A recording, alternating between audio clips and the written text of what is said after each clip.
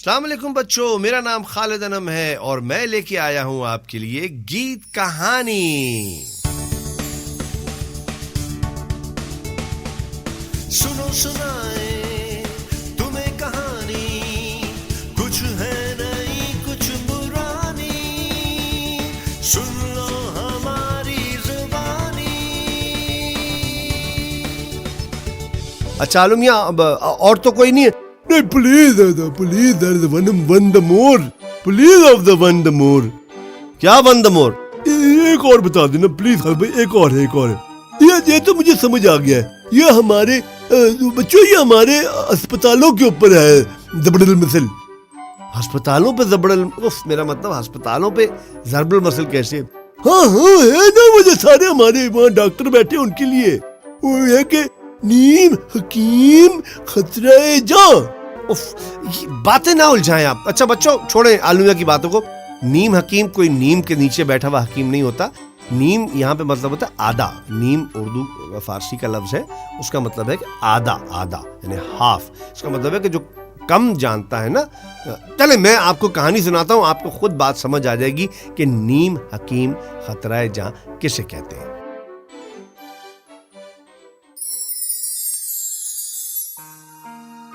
شمسو چھوٹا سا تھا جب اس نے حکیم جی کے مطب میں دوائیاں کوٹنے پیچھے کا کام شروع کیا۔ اس کی ماں نے اسی امید پر اسے حکیم جی کے ہاں نوکری دلائی تھی کہ رفتہ رفتہ تجربہ حاصل کر کے وہ بھی بڑا ہو کر حکیم بن جائے گا۔ جب شمسو ذرا سمجھدار ہو گیا تو حکیم جی اسے دوائیوں کا بکس اٹھوا کر ساتھ لے جانے لگے۔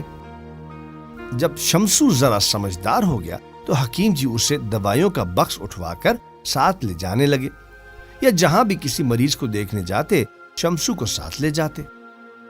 رفتہ رفتہ شمسو کو دوائیوں کی پہچان ہو گئی۔ بچوں وہ حکیم جی کی ہر بات کو غور سے سنتا اور دیکھتا تھا۔ ایسے ایک خاص بات جو شمسو نے نوٹ کی وہ یہ تھی کہ حکیم جی مریض کی نبض دیکھتے ہی پوچھتے، بھائی یہ تو بتاؤ کہ فلاں چیز کھائی ہوگی تم نے؟ ہاں چنے کی دال کھائی تھی نا؟ تو کبھی کہتے، مجھے تو بادی کا اثر لگتا ہے، گوبھی کھائی ہوگی تم نے، ہے نا؟ ایک دن شمسو نے حکیم جی کو اچھے موڈ میں دیکھ کر پوچھا، حکیم جی یہ آپ ایک بات تو بتائیے مجھے، یہ آپ کو کیسے پتا چل جاتا ہے کہ مریض نے کیا کھایا ہوگا؟ بھائی حکیم جی نے ان کو جواب دیا، ارے بے وقوف، یہ بھی کوئی مشکل کام ہے؟ بھائی مریض کے گھر میں یا آس پاس کوئی نہ کوئی ایسی چیز پڑی نظر آ جاتی ہے، بھائی مثلاً کوئی چھلکا، کوئی بچی کچھ چیز، میں اس سے اندازہ کر لیتا ہوں کہ مریض نے کیا کھایا ہوگا۔ کیا نام کے؟ شمسو نے یہ خاص نقطہ بھی ذہن نشین کر لیا۔ کئی سالوں بعد جب حکیم جی فوت ہو گئے تو ان کا شاگرد شمسو حکیم شمس الدین بن کر گاؤں میں حکمت چلانے لگا۔ لوگوں نے اسے ہمیشہ حکیم جی کے ساتھ دیکھا تھا، اس لیے اس سے علاج کرانے لگے۔ وہ اندازے سے کوئی دوائی دے دیتا اور اتفاق کی بات ہے کہ اکثر مریض اچھے بھی ہو جاتے۔ تشخیص کا طریقہ اسے یاد تھا کہ مریض کے گھر میں داخل ہوتے ہی جائزہ لیتا اور جو گری پڑی چیز نظر آتی اس پر اپنی رائے قائم کر لیتا۔ بچوں ایک دن ایسا ہوا کہ وہ ایک ایسے مریض کو دیکھنے گیا جہاں اسے کہیں کوئی کوڑا کرکٹ یا چھلکا وغیرہ نظر نہ آئے۔ صاف ستھری جگہ تھی، سردی کا موسم تھا، مریض اپنے گرم بستر میں پڑا تھا۔ حکیم نے چاروں طرف نگاہ دوڑائی، کمرے میں بھی کوئی ایسی چیز دکھائی نہ دی جسے وہ تشخیص کے لیے استعمال کر لیتا۔ اچانک اس کی نگاہ مریض کی داڑھی پر پڑی۔ داڑھی کے سیاہ بالوں میں نمدے کا سفید دھاگا این ٹھوڑی کے نیچے الجھا ہوا تھا۔ اچھا بچوں نمدہ پتہ ہے کسے کہتے ہیں؟ نمدہ ہوتا ہے کچی اون، یعنی جس سے آپ کوئی غالیچہ یا چادر بنائی جاتی ہے جو سردیوں میں بستر پہ بچھاتے۔ خیر نمدے کے دھاگے کو دیکھ کر حکیم شمس الدین ایک دم چونک پڑا۔ ہاں بھائی اب سمجھ آ گیا مجھے، آپ نے لگتا ہے کہ نمدہ کھایا ہوگا۔ मरीज तो घबरा गया।